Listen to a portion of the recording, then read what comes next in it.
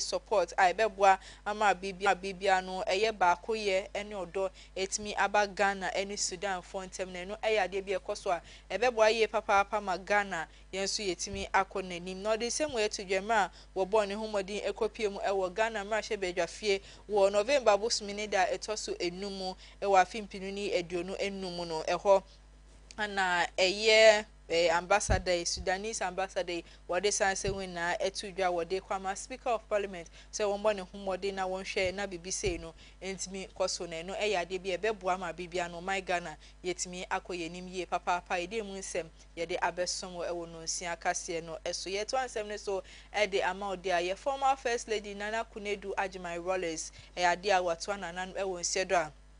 ayare husem ye papa diamo my Ghana aye na ye mo ne no anandedu Ghana mpenifo de abetudwo mo chese mami ye bema ni state burial na ye no ye de be hyehye so ewo November busum ye mu eye November busum ne de toso eduonu nwotwe ewo afimpinu ni eduonu enumo eho ana sajumedie ebekoso ewo my Ghana state burial eye Independence Square ana eye ni final funeral right no ebekoso ho a eno ebesi efiada no ti mpenifo eden kaibo we kwa mo bibia ewo my Ghana se former first lady Nana Kunedu Ajimai Rollins ne ye no emenu edu so wo ho yedmo to ansem ne so anwumeri akonsem foforo mu edia NPP wo mo primaries a wo mo de be hyehye so ewo 2026 mu no wo January busumi mu no eno ana mo de abetudwa wo mo HM sesesi ado mo aye krado ye papa de ama wo mo primaries wo mo aye krado se abato no ebetimi akoso ye papa na nipa ogina wo manem kasa Joseph Osei owusu wo no ana de semwe etudwa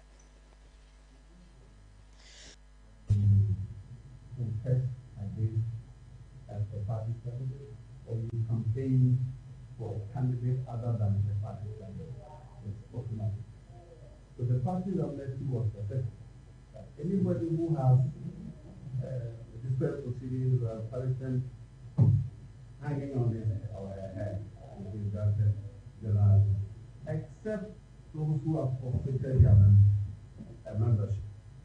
Specifically said, if you forfeited your membership, apply. Generally, my view has been that you forfeit your membership, you can rejoin. You're a beginner. But until 2 years have elapsed, you do not qualify to compete for you. So if you have a voting right and you lost your membership, you may have reason, but you don't return to your position. You're starting again. Okay. So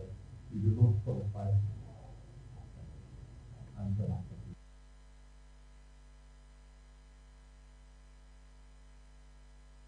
Usiafo enunti semwe ana chairman edema NPP Presidential Election Committee Joseph Osei eye usu wode abetudwa yenso ye dibi asomo ewo kase no so ye to ansem ne so ede ama ode guso ewo NPP nsemi so no mo de abetudwa mo chese sesi ade wo mu hia e chope so ye papa de free eye MP I friends Felix na koyo wo mu hia eye chope so ye papa de free ne ho ede akoma Mavis Hawa Kumsen efa eye Interior Minister eye ne sembia wode ebetudwa efa combo nsensem ne ho no eno anasese ade NPP ameni okono eso ejina simpieni apaso mo chese wo se na akoyo wetimi ede echopa emu eduye papa wode ekoma maame eye Mavis Hawa Kumsen ewo my Ghana ha.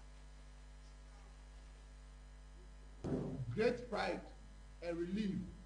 the official confirmation by the Minister for the Interior, Honorable Mubarak Mustafa Mohammed, that no evidence has been found against Honorable Mavis Hawa Kumsen in connection with investigations into the alleged election-related disturbances during the 2024 general elections. This statement from the minister is a total vindication of Honorable Mavis Hawa Kumsen and the MPP in Kaswa, who have long maintained innocence in the face of malicious political attacks and misinformation. The MPP notes with deep concern how elements within the then opposition National Democratic Congress, NDC, led by their now member of parliament, Felix Nakoyo Okuno, deliberately spreading falsehood to damage the reputation of Honorable Mebisa Akumsin. Today, by their own government investigation, those very lies have been exposed and discredited. The Interior Minister's briefing confirms what the MPP and the good people of Kaswa have always known, which is Honorable Mebisa Akumsin was never involved in any act of violence, and the entire narrative pushed by the NDC was a calculated smear campaign to score cheap political points ahead of the 2024 elections. We also take this opportunity to call out certain armchair journalists and social media commentators who carelessly circulated unverified reports and quotes fake eyewitness accounts without cross-checking the facts. Such unprofessional conduct does not only mislead the public, but also undermines the credibility of Ghana's media landscape. The MPP urge all journalists to uphold the ethics of their profession and resist being used as tools for political propaganda. Furthermore, the party calls on Felix Nakoyo Kuno and all those who willfully spread false allegations to issue a public apology to Honorable Mebisa Akumsin, the MPP, and the good people of Kaswa. These falsehoods have caused needless tensions and damaged the reputation of hard-working members of parliament and the general public. The MPP insists that political accountability must include taking responsibility for misinformation and urge relevant authorities to treat such conduct with the seriousness it deserves. Honorable Mebisa Akumsin remains a symbol of resilience, humility, and service. Despite months of character assassination, she has stood. Edi ebusiafo enu nti semwe ana NPP ameni okono wo mode abetudwa yen so edi bi asomo ewo kase ne so ye to asem ne so edi amaodia eye chairperson edi ma public account committee ewo mrahebedwafie eye maame abna osei eye asari ne ndedi ewo di abaso bode kese pa na ekwama mpenefo a wo mo eda temale teaching university eye technical university ano se wo motimi abom homode amomusika sem etimi akoyie papa pa gina ne nan so a wo mwenya fum so bia anka ewo mo sani anka ifo bi ye no wo chese temale eye technical investing penny for the omo anyesa wo mabom homodin edi nokre edi ama ban ene o mankasa so wo mo ho enu ti abaso bode kese we ana maame abna osei asari wode etudwa. The project income that you received and your project expenses, you make sure you did not spend more than what you received, and that is prudence. So I don't think I have much to say, but to encourage you, you're welcome, and to let you know that you have an ally in us. We want you to open up the place. And if we want to open up Temale for business, a lot will depend on what you are doing. And so keep it up. Whatever it is that you have to do to make sure you maintain and improve upon this results that you have shown to us from the auditors, you have to do it and do it well. So for Temale, it's not just me, but your figures are speaking to what I'm saying. And so well done. Thank you very much, Madam. Ebusiafo enu nti wesemwe ana chairperson edema public account committee maame abna osei asari wode abetudwa yenso yede bi asomo ewo no sia kase no so yede wo eto ansem ne so akonsem fofom dia eye maame Sofia Ekufo wode abetudwa wo chim se illegal mine meche galamsey a ekwas wo my Ghana ha no enye 2025 we ana galamsey ebo my Ghana ha galamsey eya de bi a atena my Ghana so ache yie papa enu ti enye nne ana galamsey ba abribia no ye de subo ebo obi se ni se wo chese da bi da e wo se Ghana penifo etimi hwe na omode tab no kese pa eto galamsey so na no ade bi e beboa ma bibia no Ghana yensuo ene yensase no etimi ejina ne nan so ye papa e de ama yensemwe ana Maame Sofia ekufu wo no so wo de abetudwa yeso ye de bi esomo e wo no nsia kase no eso. Not in a position to evaluate what the government is doing, nor am I even in a position to advise the government what to do about to curtail galamsey. But the point is that it's about time that Ghanaians also woke up and stopped being childish, and in the communities where galamsey is going on, for there to be grown-ups getting up and deciding that enough is enough. We cannot continue to pollute our waters, and we cannot continue to be poisoning our land and our produce, our agricultural produce, with poisons because of irresponsible exploitation of the land. A gift from God, we have used it to poison ourselves. That's wrong. Usiafa no ti semwe ana Maame Sofia ekufu wo no so wo de abetudwa anwume ye so ye di bi aba besomo ye to ansem ne so e de ama odi a ye Asante Hene Otumfo say to the second and de wo no so e de kokobo e kwa Asante Regional Police Command ye DCOP ata o say akoto se wontwe ne ho e fan free ye insase sesem so e wo Asante mantem ne ba ne insase dia ye wo mo traditional leaders no wo mo ana sansase ne nya e hwe mo nsa no no wo hwe so no nye ne crime ejuma obi kowi ade obi ya ade boni a eno ene hwe no ne nsa na nye nsase ho nsem eno ti kokobo ana Asante Hene wo de ekwama eye Asante Regional Police Command se wo hwe na sansase ho nsem na asesi a wo de ne ho efo no wo hwe na wo ntwe ne ho efan free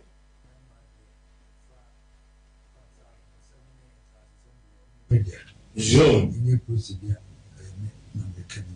Jean.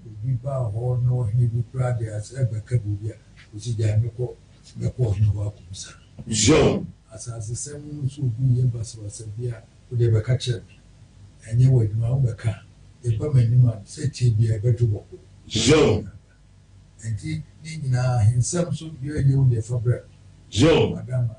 I have to say he's over catching. Would I make up with your way? The old boy, I know a patapan will withdraw and show into it. Jean. That should be another. The chronon near Massa Yachi, the Monfening Nama should be Rabasabasa, the tune name of Nina, the Marina. Jean. Should be a bat. The Papa Sabasa, Yebe Bocrono, ye near man Fatade, one crona, Monsoning. Jean. Ebusiafo eno nti semwe ana Asante Hene Otumfo say to the second wo de abetudwa yen so ye de bi esomo ye to asem ne so e de ama de adu kopiem e wa gbogborochi won enkoko eye kwawu West Municipality na ye security personnel se ho wo mo de abetudwa mo chem se the security personnel any timamufo a wo mo ho no wo mo de ehihye so ye papa ni nya ne se demolition eye exercise bi e course ho a eye dan bi esi ho a eno eni kwan se esi ho ampanifo hwe e demolition ye no enenam so matimamufo yi wo ne security personnel se timi hye ya ehye mu a eno de wo mo eye basbasa ya na enya asem ketu akra e wo ho Mama ninye obi emedi obi abone aban na ebo mo ho ban MC ebo mo ho ban assembly member ni ebo mo ho ban obi a oji de say ya ye bibie tia no mra kwa no omra assembly ko eja ni se mra kwa ye nto mra ye ba ye me mu dan me mu structure na mmomu no me hwe ba bi a bode enua asena omda mu basis no eno na ya kale ena ye friend gatos te mesram and central for momoa adwumade ni enwe eguso structure no ye ton san mu na ekwan a etie no position ewo mu no enye ntie bebu na omato ombo ase aye ne kama eti kasa no aye koso no saa yaudie na aye koso no mesra mo so obi an ka ne komato ne yam se ne MC kan no adwuma ne enwe ye yeguso aye ye ma saa adwuma no enye eka ma wom assembly no ebesom ne aye bibia aye kama ama asumdue aba de omokase ye mubu structure we say enwan wom e pa cho before say enwan no nese se pe ba bi di omko yen ni ba bi ani adi omko be pa cho what ya say enti yentimi mu enku enwan no yesremo de ye no ye bibia ne kwaso aha no a ete sa no kra ye masa de ne nkoso ye be mama to blog adudu afo ansa na edi enua ato aso enti bibia si wa bia no kasa bebre no o kasa bebre a ubedi ntro kasa nse se o ka no eno na obeka afi obewie no na afi nipa na se se o ko ne na ase no untimi nko ne na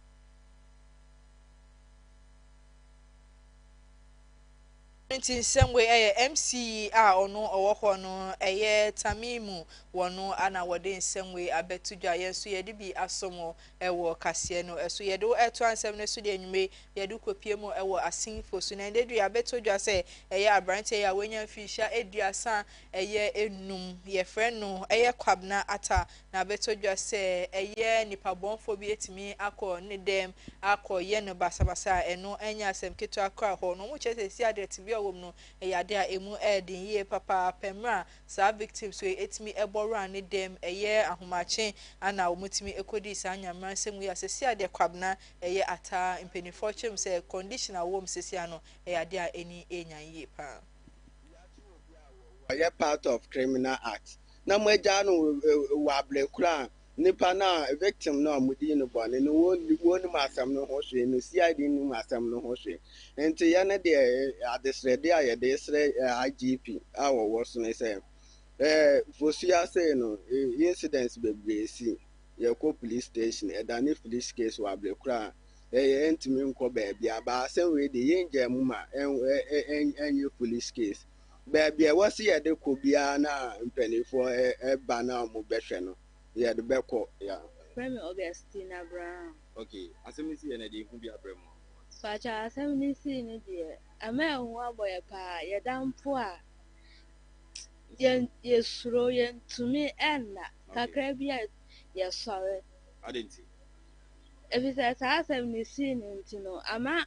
ye ntumi enye ye hu bibia. Ebisi yada. No bi yada. Obia da fano by assembly course ne de ama yentumi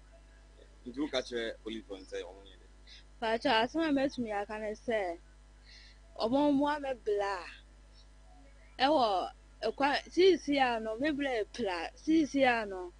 first na nkobetumi ade akoyi na dwuma enya ne sika ba sisi ano case ni sisi ano this an amount to me ko baby e dey the kwaku gato me so asin fosua na me kwala ndia me no mu nyina na o man temaja ye nanti die pa ne ade de fum dwuma ne ye nti case ni si ano pa ndia me de ye mo hye me pa nti me ne boys ye se sa de be kwa ko yekrofo ne ayede ye so ya kye ne de na ko police station ba che ko duru ho no ana boy ba ko bi o ka kire se apia ka kire se krofo de okọ bebi okọ de okọ chiri kula ne mbuza za na apia na krofo kwachiri sese ono wase eba asa na madam funi praye no ni moja hiem no no hu bi that time no no wahia krofo no wo ekwama krofo no mbusa ne se na ho ana mo hwe no ono so ndu ni mo nipa krom ye de ko mo hwe no nti krofo no koye na we ni bodi se eyesa boy no bebusa na efe na oboni din bia dompase wonu mom na epra no na se dompase do no na mihia ni nti o mu girejira no mu se taxi driver bi gira ho nkofo kula afo no taxi driver na yede wan fa nkofo no na taxi driver ni tukosi MTN office wo anim wo nti wono no apia na kire se o mu hu dompase se wono ofiri mantem wo pie abaka no ese kromfo na friend dompase munimu no me de minimu no ba apia no boni din oboni din waka jam se mi hu na me hu no ana me se sa no se anke ba sa no taxi driver ni tukosi MTN office ona dompase ni di mi di ka obefo ana ono apia ne squad ni tuchi mu kata mane mfa no ye dai wo ye kromfo mane mfa no ye kromfo no wa pro bi to mu ase wa bie gate na dompo ase na ye dai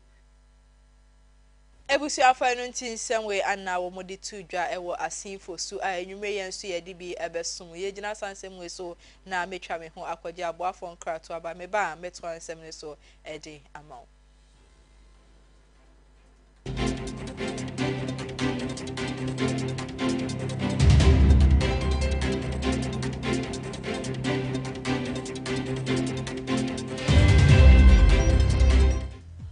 Fraba e just woni o yanom shenya en use fuel we so yensesa oil ne wo hia ene ne key shenya gumechi na eye lip moto Giomi anase nami eyemu bia won sabeka wo KFM Limited e wo Ghana ha lip moto abefo cancer abi yanom emwede ne sanso efe wa hwe interiors here ka here me timusisi ya ne friend lip moto e was 3 modes of driving obetimi a switch so open temo a obe the sports mode so person will save you battery obetimi use economy mode na so pentem na wo pe normal riding so a your friend of standard wo charge your battery within 6 hours a ebetumi do wakokomasi aba metre 310 kilometers into woni how obetumi so the 3 hours fast charger a charge na na you full bonama na wakokomasi aba say no me try the aka no Giomi ni awo hia ne key make sure say key ne bell wa wo hwese na interior on tie na black and white papa so no FSN yo wa hwe screen tentin e bo ma hu car no battery aka na ma hu mileage nso e wo so we so de etu kwan 320 kilometers and sana was a charge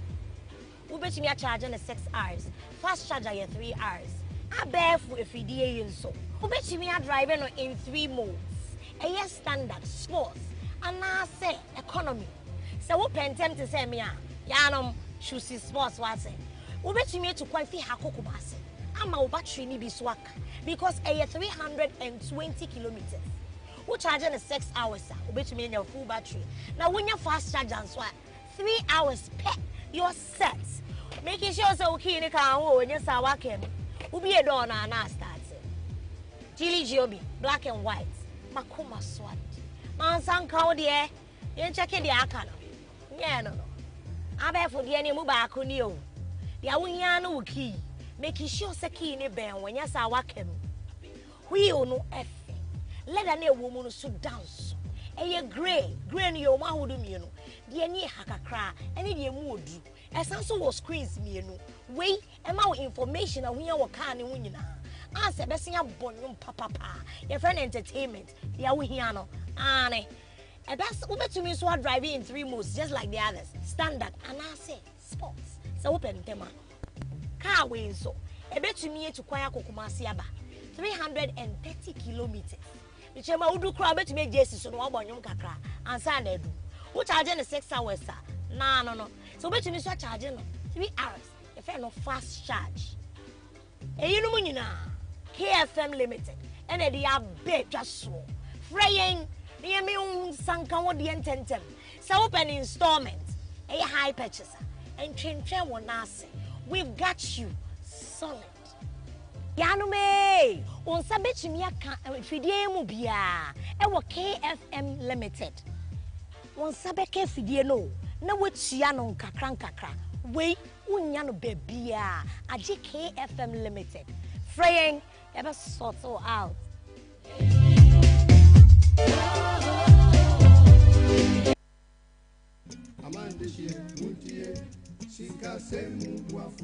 Medogbe na mi Ghana duko do ajakple ho duko kata. Mi echo nyanyu adeve na mi cho Talent Microfinance Limited Gajradopa. Mi wo na susu savings, adishare, school buafo, cashback, ple bubua okata. Nenyebe egajom de mi agbo la letie tomegbeko ateun aho gadodo. Kenenyebe egajom vivi la nenyebe o gahia ola ateun ava de o gai kene hia fa. Tanenyebe mi foncho mi afa jom yo kenye mi afa gadodo nyawa. Business loan elemiashi, church finance elemiashi, salary loan elemiashi, eye bubo li kenye personal loan. Eye nenyebe mi foncho business loan a enye gadodo ikemie nana asichalao nenyebe washigba keke alum eleswe we have talent mi pepe gede nwo nenye washigba leswe ne woge wo keke gede ji to talent pomo nuome nenyebe mi foncho mi afa salary loan a enye gado mo ikemi vuna mi afa jirudu dola nke ga nyo he ya va talent wo pay slip pe bank statement ye kwenye ngwi here na koko ho salary loan le rate nwe to keke akeji church financier personal loan va na enye habobo ma soli hama eji fufofo sankuo jitao olila ashibobwe kekeake mie flegeno na no hem v choji nto jinwade vare kwereka mo npopo kai ganyu heya talent kuna po heya ole chagbagba na do tare talent bena wo gado mo wa anobobwe na mi apena mi etibe ya nyafi ke talent la talent microfinance jengo amegan shpe abe Letina Tejibo Hotame. Miape Kapomoyenya 050-129-1298. Hello 050-128-9119. Talent Woga Kwamanu Banta.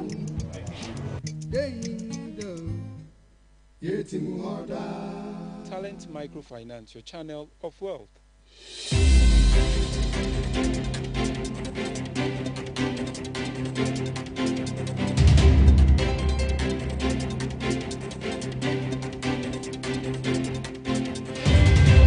Ebusia for your cyber muina kwaba edamasi se enyume muguso etimu TV kwa moshe no sia kase wo KFM TV ne so mekoso ekai wo se enyume nsem no etwegu ewe abe fontentam fidie ne so Facebook any YouTube KFM TV GH no to betimi ahwebi na wa share na wa like na wa dwenche no de egu ase ama me kama meto ansem ne so e dia ma dia endedwe diabetes endocrine and metabolic society of Ghana ade a wo mo de abetu yo mo sese ade nkodan ketua diabetes ade no etimi atenkese ewo my Ghana ha eno nkoda ana wo munya sa ya wewe mo chese type 2 no eno bi ana atenkense ewo nkodan mu neno ana president Professor Josephine Akpalu wono edin semwe etu dwa yenso yedi bi esomo enyume ewo no siakase no eso.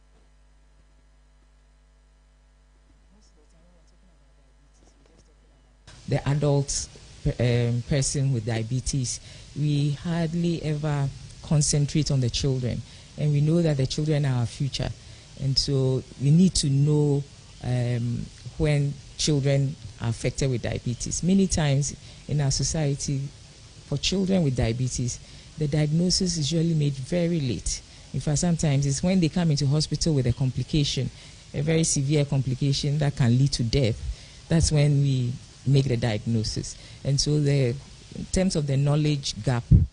we have that in the population because they don't know what is going on with the child. They go from one place to the other. And then even in the hospital setting, sometimes it takes a little longer for some people to make that diagnosis. So we want to create that awareness that that problem exists in children. So that is becoming more of a challenge now for our children because we don't expect them to have that. And in particular, specialists and subspecialists is not an easy thing.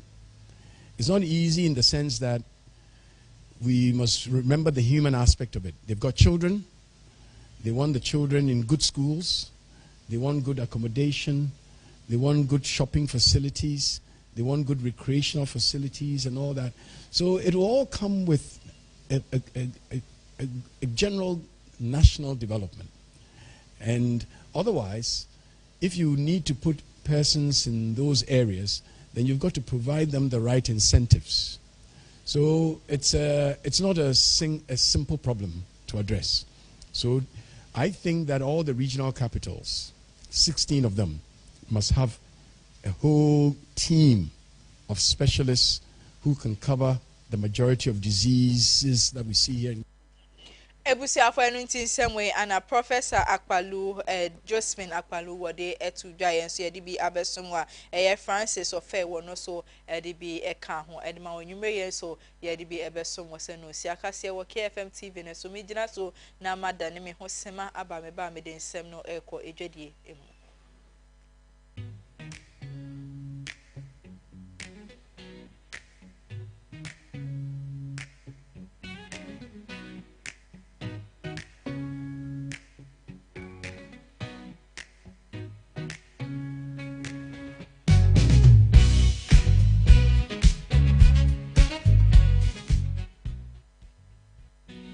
busuafo ye de nsem no ekwa edwadie mu e de ama the Association of Online Drivers e de abetujo mo chese wo mo 30% commission no e wo sempenifo etimi hwe na wo mo teso adma mo na no e yade bia e betimi abo mo ma bibia no magima no etimi ejina ne nan so ye papa no nti we de nsem no adesede e na mo de to Ghana mpenifo enim na ye chairman e de ma eye committee eye Augustine eye mensa wo no anogina simpie ni apaso a wo de sansem we na ebetu dwanwe yesi de bi esomo e we dwade nsem no eso.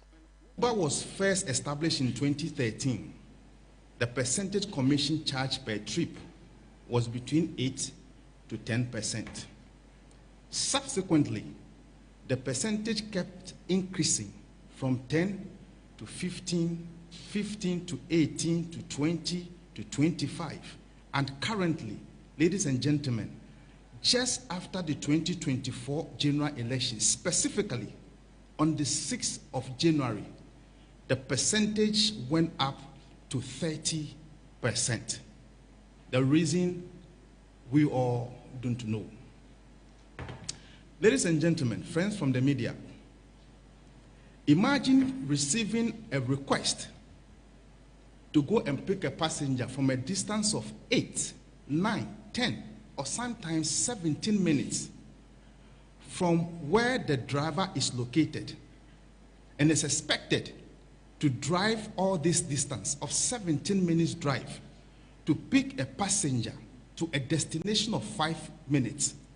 only for the app or platform owners, Uber, Bolt, or Yango, should charge 15 cedis. And out of these 15 cedis, ladies and gentlemen, let me make a demonstration. This is 15 cedis. Out of these 15 cedis, because we use their platform, 30% is being deducted from these 15 cedis. And the question is, can this 30% itself, without any deduction, buy a fuel for a driver in case the tank is empty to drive for 15 minutes? The answer is no, because it's not even up to a bottle of petrol. On behalf of the executives of the Association of Online Drivers, on my own behalf, we demand immediate meeting between Uber, Bolt, and Yango so that we can all deliberate on how this 30% charge can be dropped. If they refuse to meet the leadership of the association within 7 days, prior from today on the 6th of November 2025, we would declare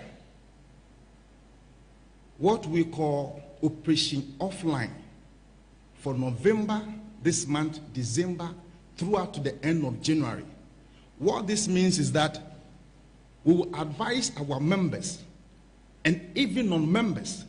that this festive season we are not going to pick passengers on the app. Even when they request and we get there, depending on the destination, we will take them offline and we will pick them to their destination, collect the money, and make some money for ourselves. Maybe that, when we do, we'll compare them to do the right thing by reducing the 30%. But failure to do so by not meeting the leadership of the association within 1 week, the association have decided that there will be a march to the presidency where we will petition Adeshaman Benutin same way an association of online drivers were more de abetuja yes ye bi abesomo ewo no sia kase no so eguso we dwade nsem ne mu dia eye petroleum commission a wo my Ghana ha wo mapa eye we omo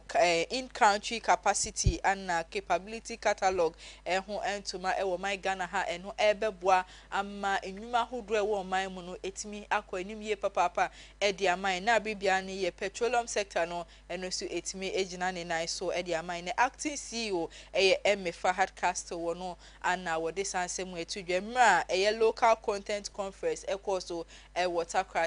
takrade e won finfini mantem no ho ana de sansem we na etudwa. This catalog should then serve as a reference document for procurement, planning and sourcing. It demonstrates that Ghanaian companies are increasingly equipped to deliver relatively complex and high-quality services. For the IGCs, being featured in this catalog is a recognition of your current capabilities, and it's also for you to motivate you to pursue continuous improvement and meet global standards. The Commission remains committed to fostering a regulatory environment that is inclusive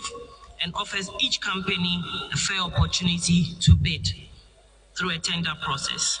We will actively monitor and review the catalog to ensure that it becomes an essential resource for all our industry players, guiding your efforts to maximize in-country value creation and retention,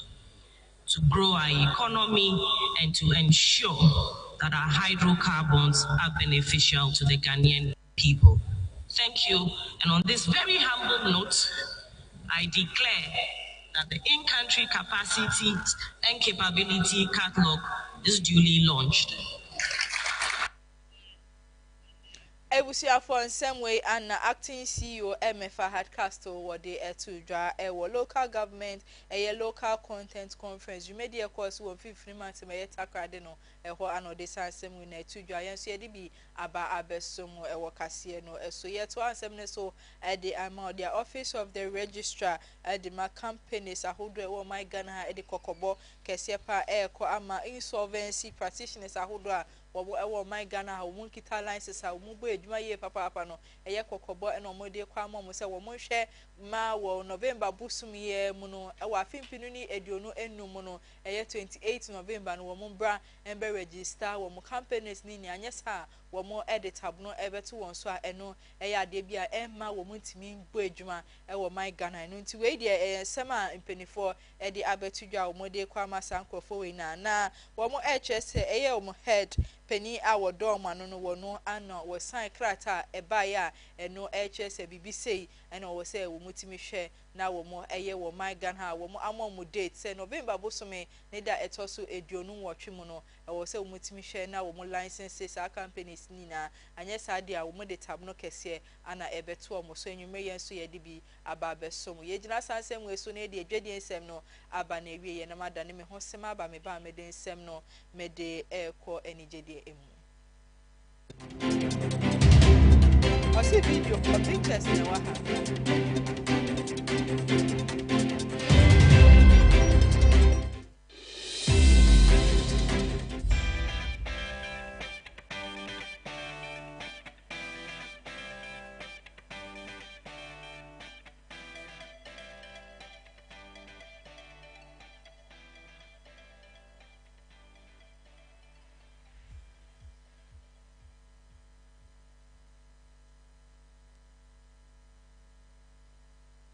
ya dewo ekwa ni jedian semudia eye Ghana sini twani abayewe ba ne sini twadwuma na wo bone homodin wo mu ye papa Lydia Forsen ana meka ne ho asemi ne ndedwe wo den sembi abetudwa wo chem se eye ade bi ekoso o my Ghana have sa ade no victims a wo mu ewo mu no eye pedophilia problems a ekoso wo my Ghana wo chese nipa dodo na ana sade we wo matimi enye bia eno ha adwin ye papa wo chese nkoda enso enyinya bi no chese ono de ha ne ye papa no nti wo de ade sede ena to sa victims na enim se nkebe ya wo mo ba mronten na wo mo form akoma so ade de hi omo no wo mo fa beto Ghana mpanifo enim na Ghana mpanifo so hwe na wo mo enso ano fa mom ne no eya de bia betimi aboa ma bibia no wo motimi akon etia saade no wo my Ghana Lydia Forsen wo no ana de nsem we abetudwa wo ni social media handle so ana wo begina ho a wo de sansem na etudwa wo chese ono de saade no eya de ha ne ye papa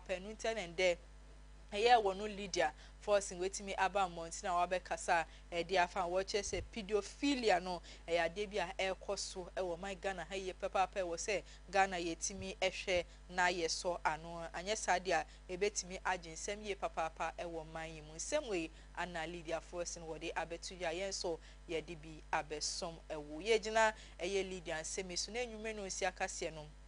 nyumei medini nia aba na ewie yensem no edosu ye papa na de di mu akotini ebie ne se eye Nana Kunedu Ajimai Rollins a wonya ni baby kom mu chese ni state burial no wɔ November bosumi mu ana yɛde bɛhyehyɛ so idea mu nsɛm yɛde ɛbɛso mo NPP mpanifo